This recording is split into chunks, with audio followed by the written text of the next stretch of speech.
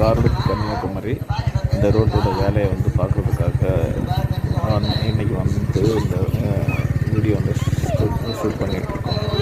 இங்கே வந்து கார் ரோட்லேயே வந்து கன்னியாகுமரி போகிற ரோட்டில் அந்த ஆரம்ப பகுதி வந்து வேலை வந்து இப்போ வந்து ஏகதேசம் ஃபுல் ஆகிடுச்சு. அந்த பக்கம் நான் இந்த வீடியோ ஷூட் பண்ணதுக்கப்புறம் காங்கிரீட் போட்டு வேலை வந்து கம்ப்ளீட் ஆகிருக்கு.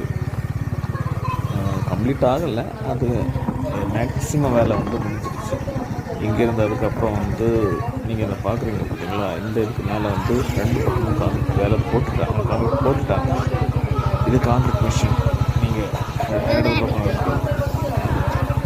இந்த பார்த்தீங்களா காங்கிரீட் போட்டிருக்காங்களா, இதே மாதிரி அங்கே அந்த பக்கம் இந்த கார் ரோடு முடித்து நம்ம கன்னியாகுமரி ரோட ஆரம்ப பகுதியை வந்து காங்கிரீட் போட்டு முடிச்சுட்டாங்க.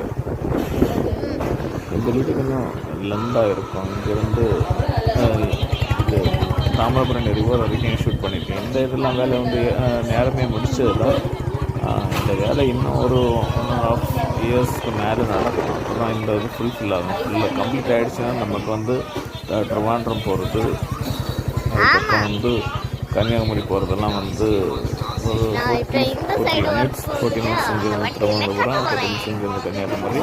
2 பக்கமும் அப்படி ஈஸியாக இதாக போயிடலாம். இந்த இப்போ வந்து வண்டியில் பைக்கில் போயிட்டு ஷூட் பண்ணுறது. ஆனால் இப்போ வந்து அந்தளவுக்கு கிளியராக ஷூட் பண்ணல. ஏன்னா சின்ன குழந்தைங்க ஷூட் பண்ணாங்க, அது அவங்களுக்கு அந்தளவு நாலேஜ் கிடையாது. இப்போ நமக்கும் வந்து மொபைலில் இந்த உபகரணம் கிடையாது, மொபைலில் தான் நம்ம ஷூட் பண்ணோம். அதுக்கப்புறம் கேமராஸ் எல்லாம் இருக்குது, இருந்தாலும் அதை வந்து மற்ற ஃபோட்டோ எடுக்கிற கேமரா அதே பின்னாடி எடுத்து கிளியர் பண்ணி எடுக்கணும்னா ரொம்ப கஷ்டம். இந்த ரோடு இதுக்கப்புறம் வந்து